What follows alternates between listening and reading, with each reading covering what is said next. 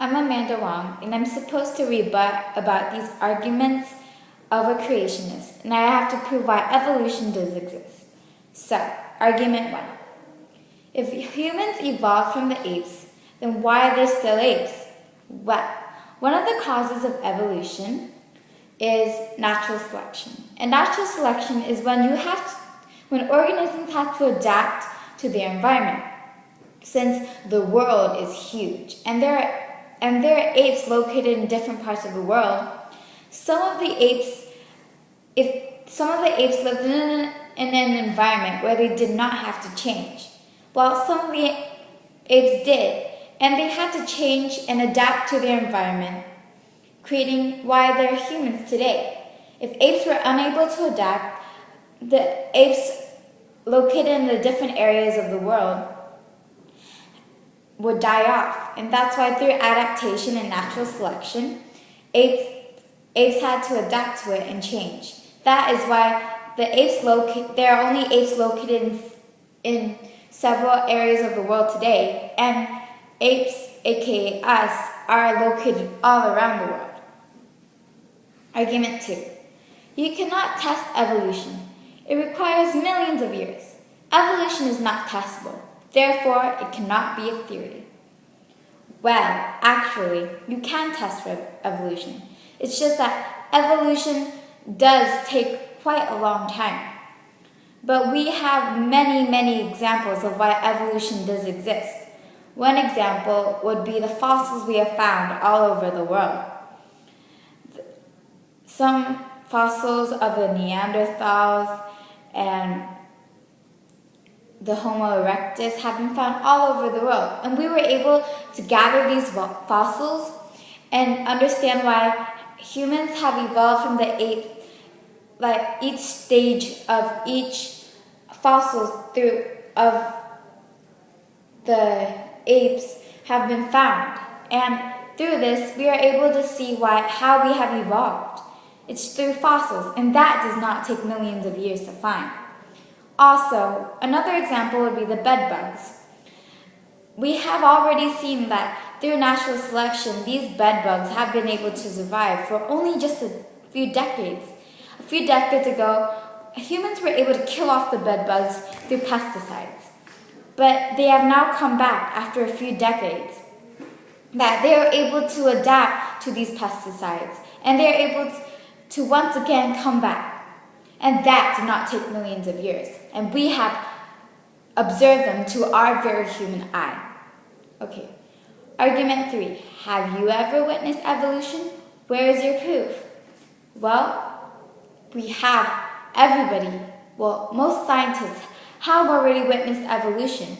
One proof would be the bed bugs, as I already said, about how they only took a few decades to be able to adapt through natural selection to the pesticides.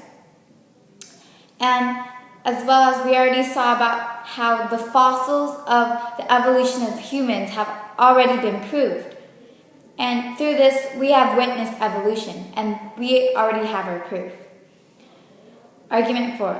Life just couldn't have happened by random chance. There must have been an intelligent creator. Well, as you know that all organisms are made of cells, and most things happen through mistakes.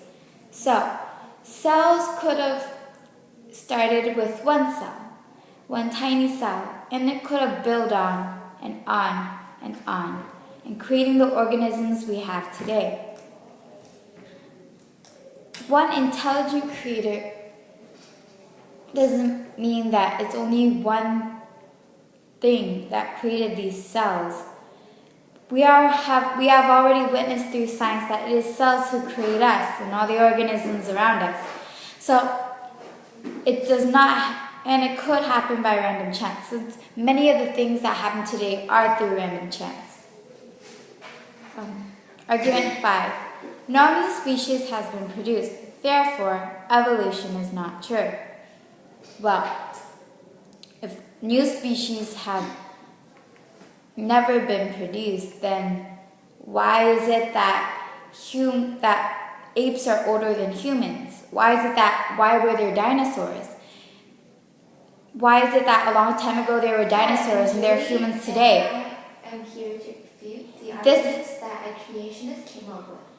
This is proof that new species have been produced, and they have been produced over long periods of time. And evolution usually takes a long time, and that is why evolution is true. Argument 6. Since evolution is a process of learning all sides of an issue, it is appropriate for both creationism and evolution to be taught side by side in school classrooms, not to do so in a violation of the philosophy of education and civil liberties of creationists. Well, actually,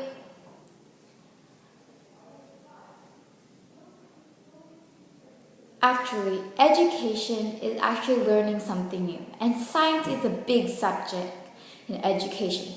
Evolution is one subject in science that all students do have to know about, since it has been scientifically proven to be true. And through evolution, we have been able to understand the genes and DNA in humans and understand why some diseases occur that are genetic and other genetic disorders. And it will not be a violation of the philosophy of education if you're able to learn about science, learn more about DNA, genes, and how people have been able to change over time. If evolution is really important to understand our natural society, our natural environment, and how we come to be the people we are today.